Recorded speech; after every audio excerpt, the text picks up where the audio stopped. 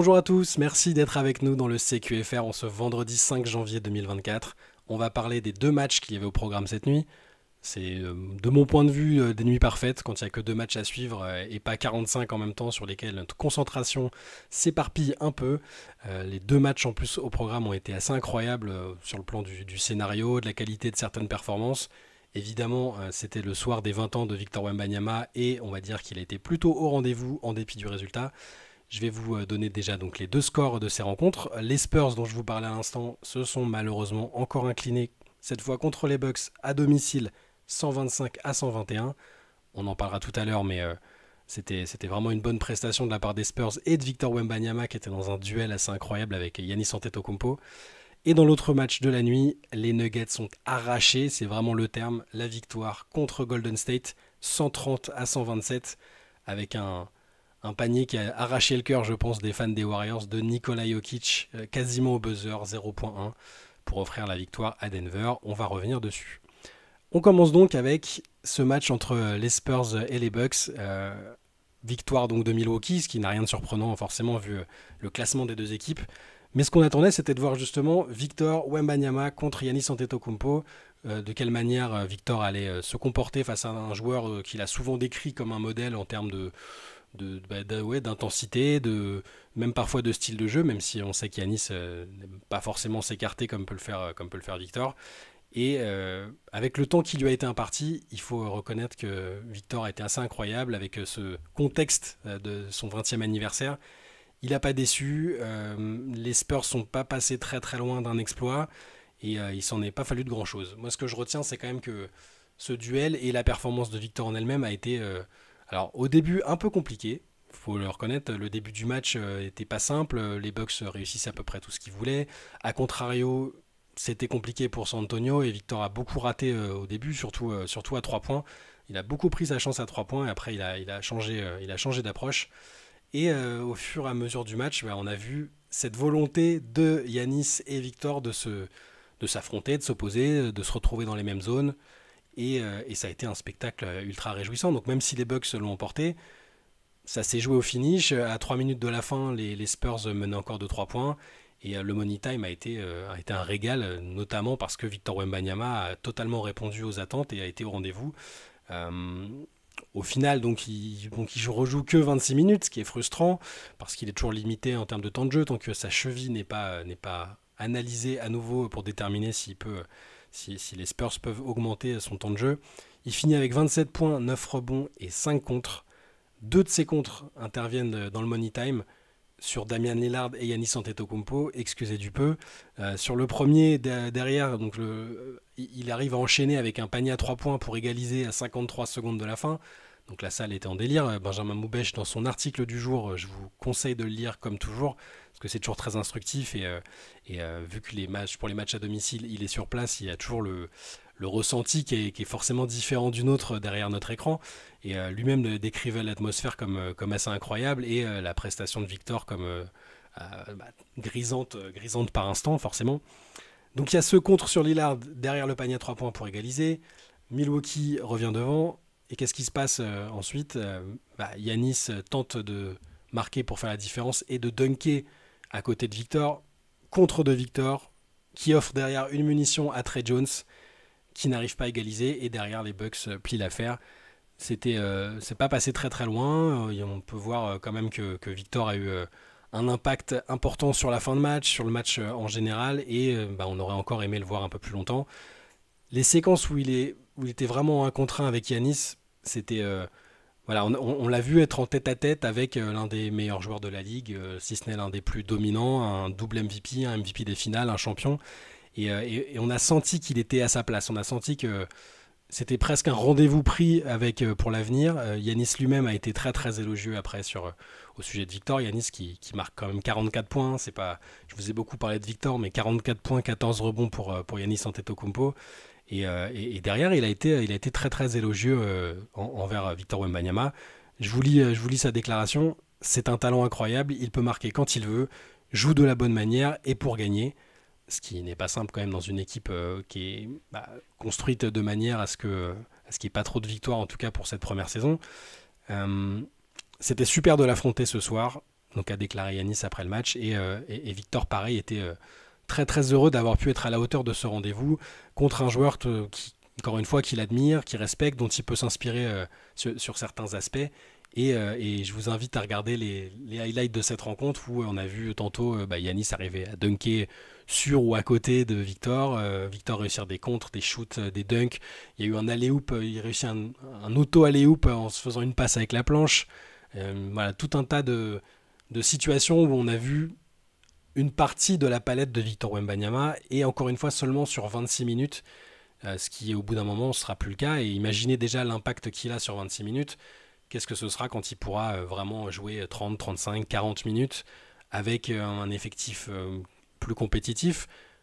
Il y a certains joueurs qui arrivent à se distinguer. Cette nuit, Devin Vassell finit avec 34 points et Victor a à juste titre parlé de leur entente très très bonne sur cette rencontre. On a vu aussi Trey Jones titulaire pour la première fois de la saison à la main, ce que réclamaient beaucoup de gens, un meneur de formation titulaire. Et comme par hasard, comme par enchantement, San Antonio a fait un bon match contre l'une des meilleures équipes de la ligue. Moi, je suis ressorti avec cette impression de rendez-vous pris. Alors, Victor a parlé de statement, de déclaration, de mise au point. À chaque fois que chaque match serait comme ça maintenant, qu'il a été plutôt motivé parce qu'il a vu des votes du All-Star Game où il est un peu loin, mais c'est très très logique. On ne s'attendait pas à ce qu'il soit top 3. Et aussi d'avoir vu Chet Holmgren être à nouveau élu rookie du mois. C'est quelque chose qui commence, je pense, à le titiller un peu. C'est en tout cas ce qu'il a laissé transparaître. Et je pense que la course est en tout cas toujours aussi serrée, qu'au niveau des stats et de l'impact qu'il a, Victor a tout à fait les moyens de remonter sur Chet Holmgren qui, on le dit à chaque CQFR, c'est un modèle de régularité et dans une équipe très très forte. Donc la lutte va pouvoir continuer. Donc voilà, ça c'était le premier match avec cette victoire, je le rappelle, de Milwaukee, 125-121, mais une belle impression laissée par Victor Wembanyama. Je finis quand même en notant que Greg Popovich à la fin du match semblait quand même passablement agacé par l'arbitrage sur certains coups de sifflet qui l'ont déplu en fin de match et qui selon lui ont coûté la victoire aux Spurs. Bon, c'est son point de vue. Ça m'a surtout fait rire de le voir balayer un peu les questions et donner rendez-vous au bar aux journalistes de peur de dire des bêtises qui pourraient coûter de l'argent à lui et aux Spurs. Donc après ce premier match, il y avait un choc. Ça reste un choc, même si les Warriors sont assez loin du compte cette saison pour l'instant. On a déjà parlé en long et en large de leurs difficultés, de la suspension de Draymond Green, de la forme aléatoire de Klay Thompson, de Andrew Wiggins, de parfois des difficultés de Steph Curry à retrouver son adresse au shoot. Donc on connaît les difficultés des Warriors et on savait qu'ils avaient besoin d'une grosse victoire contre un des favoris, contre un rival. Et quoi de mieux comme rival et comme favori, comme contender que le champion en titre Denver. Malheureusement, les Warriors se sont littéralement, je pense, tiré une balle dans le pied. Ils avaient le match en main. Ils avaient 18 points d'avance dans le quatrième quart-temps, après avoir eux-mêmes rattrapé un retard de plus de 10 points. Le troisième quart-temps, c'était une tornade, comme on a l'habitude de le voir avec les Warriors depuis des années, où tout rentrait, où le rythme était bien trop élevé pour Denver, qui avait du mal à suivre. Donc 18 points d'avance dans le quatrième quart-temps, et patatras, comme on disait en 1940.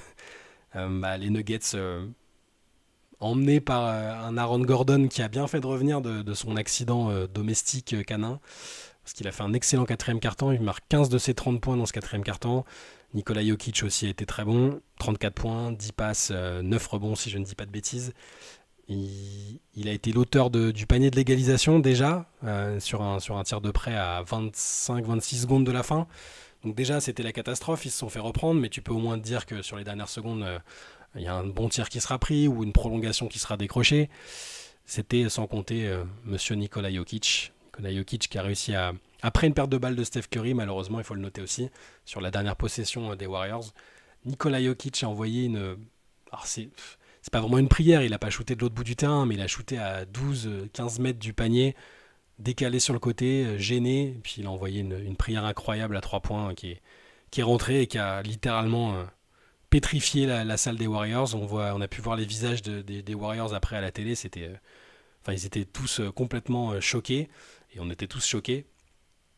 Et ça a fini du coup par une défaite frustrante, une défaite qui, je pense, va encore faire mal psychologiquement. C'est toutes ces défaites qui auraient dû être des victoires. Alors, pas forcément contre cet adversaire-là, tu te dis pas forcément que c'est une victoire, Mais quand tu mènes de 18 points et tu as cette avance contre Denver, qui est une équipe certes très forte, mais qui là ce soir a montré aussi que de temps en temps elle pouvait se relâcher, prendre du retard au score. Malheureusement, il y a eu encore un trou d'air défensif, un trou d'air offensif aussi, des mauvais choix. Il y a vraiment une frustration du côté des Warriors et une incompréhension sur cette incapacité à retrouver la sérénité enfin, qu'ils ont toujours eu, qu'on leur a toujours connu. Certes, l'équipe a un peu changé, certes, Draymond Green n'est pas là, mais ils doivent retrouver cette régularité et cette constance qu'ils ont perdue et qui est indispensable pour les sortir déjà pour les faire re-rentrer, ne serait-ce que dans la zone du play-in, parce qu'à l'heure actuelle, les Warriors ne sont même pas qualifiés pour le play-in, il reste du temps, mais il va falloir trouver quelque chose, une solution, que ce soit via un trade, que ce soit la réintégration de Draymond Green qu'on annonce imminente. Je pense que là, ils ont suffisamment testé des formules sans Draymond. On va espérer surtout que le garçon soit calmé et prêt à contribuer avec à la fois son fighting spirit et un peu de lucidité pour pas péter des câbles sur des adversaires. Mais ils vont devoir trouver quelque chose. Je les ai trouvés vraiment. Enfin, à la fin, il suffit de voir les visages. Ils se disent c'est pas possible, on va jamais y arriver cette année, quoi. C'est un peu malheureusement l'impression qu'on a. On est à peine à la mi-saison, il reste des possibilités, que ce soit, comme je le disais, sur le marché des trades ou des buyouts ou, euh, ou juste en interne et en récupérant Draymond Green, en instaurant une nouvelle dynamique. On a vu Klay Thompson l'autre jour qui expliquait avoir une grosse discussion avec Steve Kerr sur le fait qu'il devait prendre plus de plaisir, dégager d'émotions négatives, comme on peut le voir parfois en conférence de presse où Klay est souvent agacé. Là, ouais, voilà, ça passe par là. Steph Curry peut pas ou peut plus mettre 40-45 points à tous les matchs. Là, il en met encore 30. Mais il y a eu des périodes par le passé où, quand les Warriors étaient en difficulté, Curry faisait 3, 4, 5 matchs à 40 points et sauvait la maison. Là, c'est plus possible, c'est pas possible ou plus possible. Et il faut que tout le monde soit concerné, même s'il y a des satisfactions ici et là. Podziemski fait encore un bon match, par exemple, chez les jeunes. Mais voilà, c'est assez frustrant et du coup c'est Denver qui ressort avec le sourire d'un match que les Nuggets ne pensaient peut-être même plus gagner alors qu'ils étaient menés de quasiment 20 points dans le quatrième quart-temps. Alors on peut noter du côté de Denver que donc Jamal Murray met 25 points, Aaron Gordon 30, Nikola Jokic 30. Il y a encore quelques questionnements. Moi je les avais pas tellement en début de saison, j'étais plutôt confiant. Antoine et Théo l'étaient un peu moins, si vous nous écoutiez déjà à ce moment-là, sur la profondeur de banc des Nuggets, avec un banc assez jeune où des Peyton Watson et Julian Strother sont souvent utilisés. Ils sont jeunes et parfois tendres, ils sont pas toujours au rendez-vous, mais je trouve qu'ils apprennent. Je trouve qu'ils gagnent en maturité tout simplement, et il y a des matchs où ils sont moins bien, comme cette nuit. Et d'autres où ils vont, je pense, où ils seront capables d'apporter, comme Christian Brown a apporté par exemple la saison dernière en playoff. Donc la rotation peut sembler un peu légère, je comprends, je peux partager ces inquiétudes, mais il y a quand même cette fameuse sérénité du champion. Ils savent que c'est pas maintenant qu'ils doivent tout donner, et pourtant ils arrivent quand même à donner des choses et à ne pas lâcher les matchs, à battre des adversaires mine de rien redoutables, même si les Warriors ne sont plus vraiment les Warriors pour l'instant. Et ouais, il y a cette vibe d'équipe championne qui sait qu'elle peut renverser des situations, qu'elle a un joueur, elle a un joueur hors du commun avec Jokic qui est capable de marquer des paniers comme ça et même de piloter le retour de son équipe avec Aaron Gordon. Donc voilà, on va en rester là sur cette nuit courte, mais comme je le disais, très très intense, avec donc les victoires de Milwaukee à San Antonio 125-121 et de Denver à Golden State 130-127. Je vous rappelle que vous pouvez lire le résumé très très intéressant de Benjamin Moubèche qui était sur place et qui a beaucoup aimé l'atmosphère et l'ambiance autour de ce match, le duel Yanis-Victor qui était vraiment très très cool. Si vous pouvez regarder des highlights, le résumé du match ou le match en entier, ne vous privez surtout pas. Idem pour Golden State contre Denver. Voilà. En attendant, on se retrouve demain matin pour le CQFR où on va répondre à vos questions, à celles que vous nous avez envoyées déjà nombreuses sur l'adresse cqfr@rivers.gmail.com. Je me trompe pas sur l'adresse, c'est que j'ai du mal avec cette adresse. Normalement, c'est Antoine qui se charge de la rappeler. Vous pouvez toujours nous envoyer vos questions. On les lira, on essaiera d'y répondre si possible dans ce nouvel épisode, et si c'est pas le cas, dans un prochain épisode. Et voilà, je vous souhaite une très bonne fin de semaine, et on se retrouve demain matin.